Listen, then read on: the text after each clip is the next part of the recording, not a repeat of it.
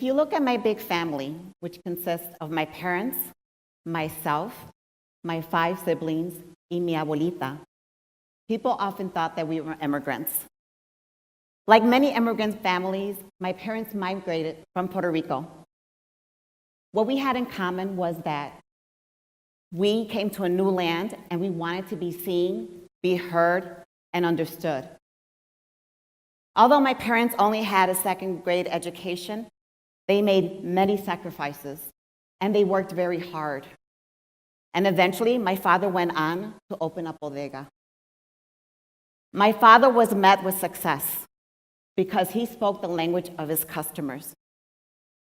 Sharing the language of his customers allowed him to connect with them at another level and provide them not only with the goods they needed, but also with a sense of connection and a belonging that they couldn't find anywhere else. That sense of connection created a sense of community, and that sense of community is what kept them coming back.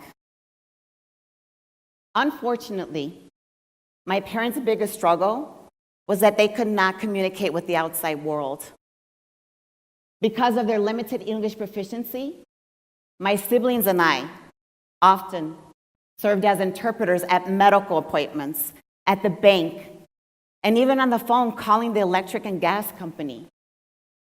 Maybe many of you can relate to this when you were a child, or maybe you're still experiencing this today.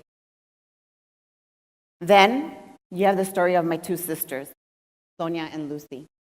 Both are deaf. Growing up, Sonia and Lucy were unable to connect to the world. They were isolated and voiceless, unable to communicate in school, engage with their classmates, and even get the education they deserved. At times, I felt sad because they kept to themselves. And deep down inside, I knew that I had to do something. I wanted to give them the same sense of community that my father's customer had when they came to visit. Their stories and those of others inspired me to establish a business that provided interpreting and translation services to companies who wanted to meet the needs of their languages within their own organization. I saw how providing an interpreter empowered someone to own their decisions, to be part of the conversation. Today, according to the US Census, there are over 40 million people in the United States that speaks another language other than English at home. Over the years, with the demand of the increase of languages and globalization as we know it today, language service companies had to do something to create a need in the market.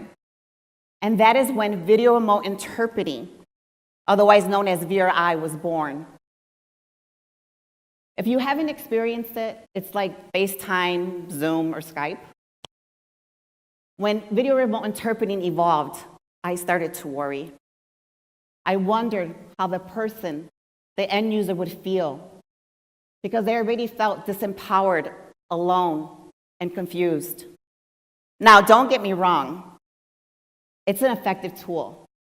It works for last-minute situations or for emergencies, but it is not a one-size-fits-all solution. So let's imagine something. You are a person with vision issues. You will be unable to see a machine interpreter. Better yet, you are giving birth, and you are pushing while watching a machine. Can you even imagine that? Oh, wait. Let's not forget your elderly parents who prefers an interpreter in person. When I take a step back and I think about these types of situations, I asked, are they being seen, being heard, and understood? I think not.